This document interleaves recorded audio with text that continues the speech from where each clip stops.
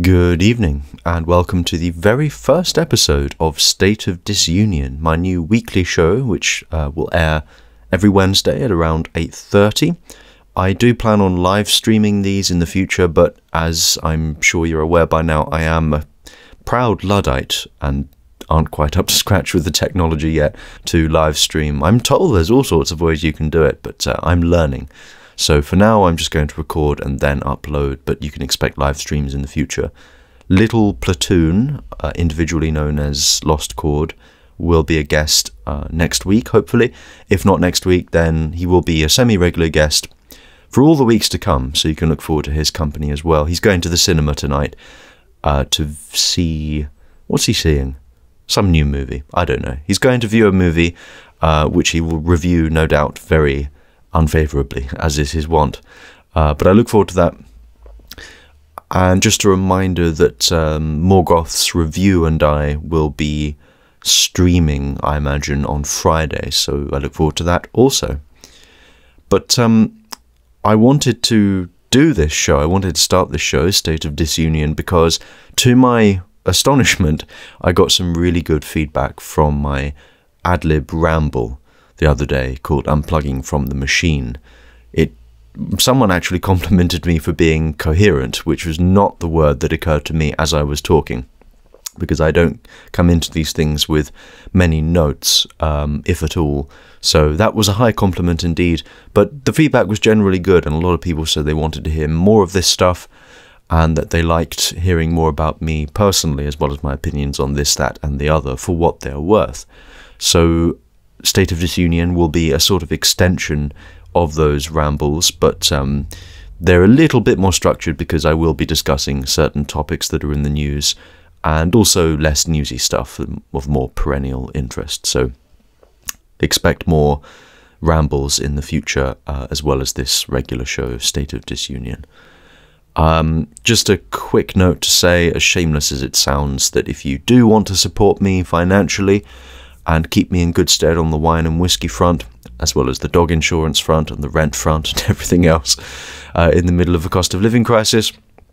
Again, I sound shameless. You can support me on Patreon, and there's a link in the description, but that's all I'll say about that. So there's a couple of things I want to go over in the news, but what I thought I would start with is something a little bit more personal. I went to the pub today, as is my wont, my habit on a Saturday. Wait, it's not Saturday. It's not Saturday. It's Wednesday. I'm losing track of days. This is what happens when you quit your job, folks, and you start going freelance. You lose track of everything. But no, it was a beautiful day. Very unseasonably warm weather. I actually went out in a coat and a hat and a scarf and everything, and was sweating like a such and such in a playground by the time I got to the pub. So took all that off. Glass of red wine, sat back, and had a lovely time writing poems and keeping my diary and reading. I'm reading Homer's Iliad at the moment from Imperium Press, the Imperium Press edition. It's William Cullen Bryant's translation. It's really good. So that's what I was doing at the pub. But on the way to the pub where I live, I pass the bookshop, the town bookshop. And it occurred to me, it's occurred to me before, but it occurred to me with special force today. I live in a very rural town with a predominantly old population. So you'd think that our bookshop, of which we have had many over the years, second-hand bookshops, not second-hand bookshops, and so on, but this one's the one that's sort of had the most sticking power. But you pass, and in the windows, you don't see bestsellers per se. I mean, you don't see the kind of bestsellers that sort of Stephen King would classify as, just popular, politically neutral books that tell good stories. You don't see classics, you don't see Dickens or anything like that. What you see is a whole bunch of, what would you call it, New York Times best-selling books, and there's obviously a lot of political implication in that phrase. I remember when, what was it, who's that guy, Ta-Nehisi Coates' book came out. What's that called? I'm going to do something dreadful and do research live. Ta-Nehisi Coates' book. It was something about racism, I remember. That's it. Wait, did he write? Oh yeah, he wrote Black Panther. I forgot he wrote Black Panther. Ta-Nehisi Coates, Between the World. I thought he wrote something about how white people suck. I'm sure that he did. Captain America, Wakanda, Black Panther. Oh well, something about Ta-Nehisi Coates. That was in the front windows of the bookshelf in question. We need to talk about white people or something like that. Why I don't talk about racism to white people anymore. You know, all that kind of stuff. And it struck me as very odd that that sort of material would be displayed in a provincial bookshop. But it does highlight the issue that we face, which is that the mandarins, so to speak, that govern us, the people that try to sway ordinary people, the people who operate very comfortably within the Overton window, push this stuff. And the kind of person, I suppose, that would open a bookshop in a provincial town is the kind of person who's going to be reading this stuff anyway, so then it gets stocked in a provincial bookshop. But I can't imagine it has much connection with the people living in said towns and villages, because as I say, most of the people where I live are old anyway. So it's just a really weird contrast, a weird dichotomy, and it couldn't have been brought into greater relief when two friends of my dad's turned up at the pub, this is all outside, and joined me. And one of them recognised the Iliad on the table, because I'd left it on the table, and he started discoursing very eloquently, very fluently, very passionately about Hector, and how Hector was famed for his shining helmet, his burnished helmet of polished bronze or whatever, which I thought was a euphemism at first, and knowing the ancient Greeks, it perhaps was a euphemism. But again, it just struck me there was this contrast between the sort of intellectual material we are supposed to be interested in, and is pushed by bookshops, high and low, official and unofficial, independent and chain, and the sort of stuff that ordinary everyday people like to read. And there's a similar kind of disconnect between ordinary people and the mandarins that try to sway ordinary people at work in this malarkey with the migrant crisis and the barge. So for those who aren't aware, and for my American audience in particular, there's this barge off the coast of Dorset, which the government plans to house 500 male migrants on. And of course they would be male. You know, you look at the Ukrainian refugees coming into Britain and Poland and so on, they're predominantly women and children. Then they're not male because their men are at home fighting Russians. No, the gender disparity about the people coming over the channel to Britain on these boats isn't talked about enough, because I think if it was, left-wing people would be forced to reevaluate their moral assumptions. You know, because they wax lyrical about refugees and how profoundly needy they are, and indeed a genuine refugee is profoundly needy and deserving of our help. But if you actually stop and think, well, why is it that all of these refugees are men? You know, the most long-suffering, at-risk people in a war zone or you know, a place that's experiencing famine or whatever, they're going to be women and children. They are the people that you expect to be refugees. You know, when I was in school, we first learned about the word refugee in the context of the evacuees fleeing Europe to come to live in England. And they were children. They were all children, and it's obviously what gave rise to the plot of Narnia, Lion, the Witch and the Wardrobe. Although they weren't a foreign family in that case, the Pevensies, I think it was. They were from London. But you would expect refugees to be women and children, but in this case they're men, and the government is planning on, as I say, housing 500 adult male migrants, according to the BBC, on a barge on the Dorset coast in the coming months, quote unquote. The government has confirmed. The plans have been criticised by local groups, refugee charities and Conservative MP Richard Drax, who said every action's being looked at, which is politics speak for nothing will be done. The Home Office says that the 222-room vessel called Bibi Stockholm will be significantly cheaper than hotels. The government says it costs more than £6 million a day to house migrants in hotels. It's a 3-storey barge, which will be located at Portland Port off the coastal town of Weymouth. Blah, blah, blah. It will be operational for at least 18 months. And the really interesting thing about this is, I mean, I suppose there's the barge connection. I work on barges, if you listen to my last ramble. So this is, I mean, it has some relevance to me in that way, a very roundabout way. It doesn't look like a barge. If you look at the picture on your screen at the moment, if my editing skills are up to scratch, it doesn't look like a barge. It just looks like a factory farm of some kind on the water. But the thing that strikes me about this whole scheme is that the government continually presents these sorts of things as solutions. When they started housing migrants in hotels, they presented that as a solution to the number of migrants who could not be accommodated in, processing centres or whatever.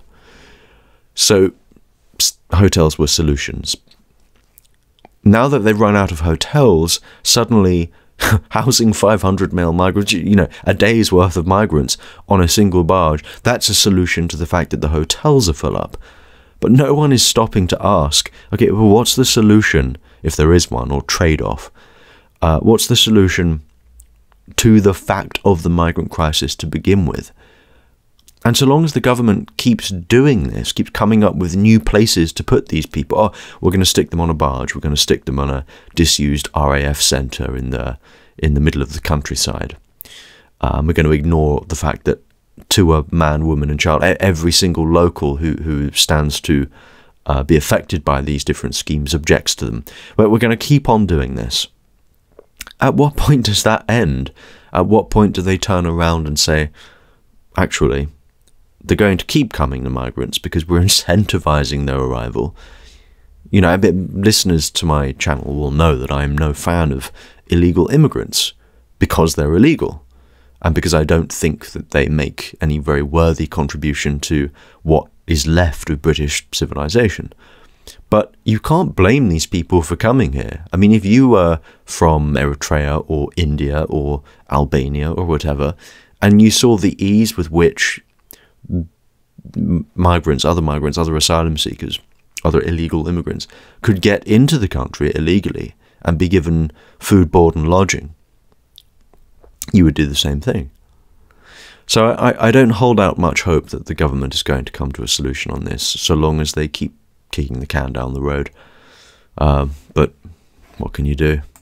At any rate, this laxity with the migrant crisis, this liberality when it comes to illegal immigration, for which Britain has become famous or infamous, depending on your perspective, it put me in mind of Japan. Now, bear with me.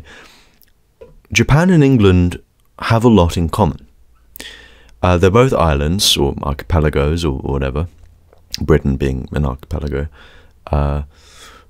Lots of similarities. Both island clusters, similar in size. Japan encompassing some, I think, 150,000 square miles, and the British Isles about 120,000, I believe. They're both situated in the what's called the North Temperate Zone, and they're at roughly comparable distances from the exact same continent, namely Eurasia. And for this reason, they both share the same temperate climates and biosystems. Both populations, British/English and Japanese, progressed at roughly the same times through the sort of phases from forager or forager to agricultural and to industrial society. Britain got there first, of course. By the time the British arrived in Japan, Japan was still very much feudal. I mean, it was literally a medieval society for all intents and purposes. And I remember this one anecdote. The British a British delegation of some kind showed a bunch of Japanese officials a model railway train. And I mean, I used to play with model railway sets when I was younger, and they're very charming and addictive. But the Japanese, not used to this technology, even at that scale, basically thought it was black magic, and they recoiled in horror. Fast forward 100 years, if that, and Japan has bullet trains, and we can't seem to run a single train on time. So, I think I've mentioned in other contexts, and I certainly have with the little platoon in some of our older videos, that Japan is incredibly good. It has this amazing talent at taking the technology of other people and bettering it. Like with Fujifilm, for instance. I think when Fuji... Is it Fuji? The camera company? Fiji? Something like that. No, Fiji's a country. Fuji, the camera company, when they first started, they were barely a speck on the total market share of cameras bought in the world. It was very much dominated by Canon and Nikon and some German camera company that I can't remember the name of. And now Fuji is considered top dog.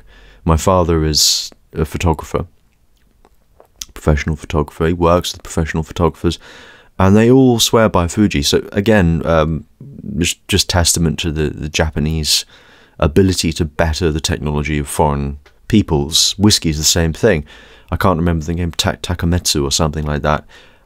Japanese bloke moved to Scotland, or travelled to Scotland, where he met his wife actually. Learned how the Scottish made whiskey, and took that secret back to Japan, and now obviously Japan is one of the main exporters and producers of high quality whiskey in the world. Hence the film Lost in Translation with Bill Murray, which is really good. If you haven't seen it, you should see it. So the Japanese have this incredible ability, but this is by the by. Other similarities between the two peoples is that they both have long-lasting monarchies. Both had empires of a kind. I know that the modern left-wing intelligentsia in this country would probably morally equate the British Empire with what the Japanese are up to in the Second World War. I wouldn't quite agree with that, obviously, but both had empires of a kind. Both of our languages have plenty of derivations. Obviously, with English, it's Frisian, Latin by way of French, Norse languages, Danish, Saxon, and so on. And the Japanese language obviously has Chinese derivation. And then there is another comparison you can make between the two peoples, which is that both have reputations for self-discipline, modesty, propriety, self-restraint, politeness, and so on. And that's where the comparison comes unstuck, and that's why this makes such an interesting case study.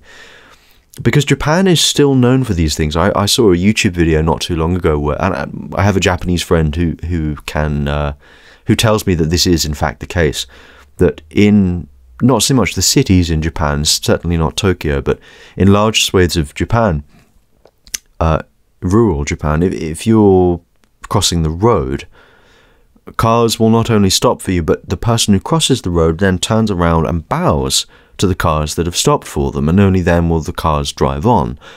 A friend of mine who has travelled to Japan frequently, because his son now lives there and teaches Japanese, attests that Japan is an incredibly clean country. No one would think to litter. Antisocial behaviour is very minimal. People are very polite and quiet. In other words, everything about modern Japan, indeed Japan for the longest time, reminds one of the image of England that tourists tend to have when they come here, or immigrants tend to have when they come here, having not been here before. I'm familiar with plenty of immigrants who will tell me explicitly that when they first came to this country, what they expected to see was basically cobbled streets and top hats and good manners and the Queen on the balcony, now the King. And obviously that's a bit of an exaggeration. They didn't literally expect to see top hats, but you get the picture. And that is the very last thing they find. Immigrants of a more open disposition, shall we say, a more sort of fearless disposition, have told me that one of the things that strikes them about London nowadays is the lack of English people in it, because London is now a majority foreign city. It's not an English city by any means, the very statement for which John Cleese got in so much trouble a couple of years ago. But this is very much the case. The statistics bear it out. But what all this amounts to, and this is kind of my theory, is that at a certain point in history, let's say, I don't know, it would have to be post-war, 1950, let's say.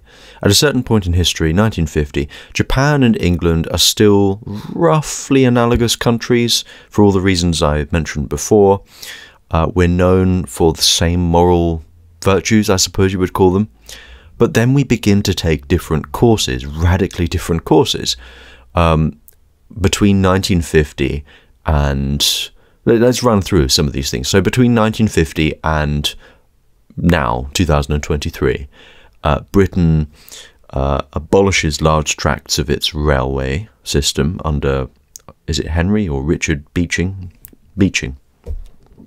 And I plan on doing a video on the abolition of our railways soon. So we do that, which basically paves the way for the supremacy of the car on a more American model, despite the fact that America is suited for the car geographically and we are not. We become more and more antisocial. Our system, actually quite elaborate system of manners and mores and customs and so on, breaks down. Our religion, Christianity and the Church of England breaks down. Family life breaks down. We begin importing circa, 1997, under Tony Blair, right up to the present day when it's at its worst, more and more foreigners to fill in labour gaps and so on. So our demographics shift radically. Our rivers and our streams and our brooks and our roads and our motorways and our streets are full of litter. We become a very... I'm not saying this is a direct consequence of liberalism, but we do bear the stigmata, if you will, of liberalism. And then you have Japan, which follows a very, very different path. Japan's railways are the envy of the world. They're even better than Switzerland's railways. They're all privatized, by the way.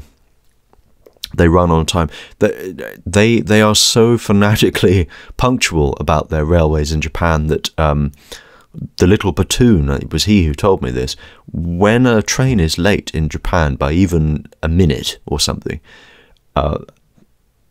ticket dispensers automatically dispense these little notes that office workers can take to their office proving that they were late because the trains were late. I mean, can you imagine a British train doing that, let alone an American one? So you've got the train difference. Japan remains to this, and to be clear, full disclosure, I've never been to Japan. I'm going off of documentaries, things that I've read about Japan, a couple of scholarly articles, and my Japanese friend. So you might say that that's not much to be going on, but I think, you can draw your own inferences. Japan is still a very... it's more collective. It's somewhat less individualistic than Britain. It's extremely well-mannered and polite. They do not litter. They don't have any drug-related crime to speak of, really, because they actually do the job of prosecuting users as well as dealers. So there's very little drug-related crime, very little crime to begin with, to be honest with you. When a CEO puts a foot wrong in Japan, they're on TV basically begging to commit seppuku. So it's become a radically different society, and that's because, as I said earlier, while Japan has always had this talent for taking the technologies of other nations, what they're also really good at is, how would you put it, meshing those innovations in their own culture without losing sight of their own culture. So they're in no doubt as to who they are, I mean, that they have virtually zero immigration, for instance, which is obviously one of the biggest differences between Japan and Britain nowadays. So they're very... I once heard them described as racist, but I think that would be a real abuse of that word. I think it would be a category error. They're not racist. They haven't taken... You know, we in Britain have the luxury, if you want to call it that, of self-accusing ourselves of being racist, precisely because we have the experience of living among other people from other places. Japan doesn't have this problem, so racism doesn't enter their head. They just want to remain Japanese. It's not a case of hating foreigners. It's a case of loving their own culture to the extent that they don't want it to be diluted and changed out of recognition by the importation of very foreign peoples. So Japan knows what it's about, and what it's about is Japaneseness, and they're very eager to keep that as it is. So it's just this really interesting, you know, tale of two countries, if you will. How they were so similar, Britain and Japan, in a number of really quite more than incidental ways, but one of them takes a very different route from the other. And what's interesting is that I would really like to visit Japan for precisely those reasons, for precisely the fact that it offers such a different experience to the experience of living in modern-day Britain.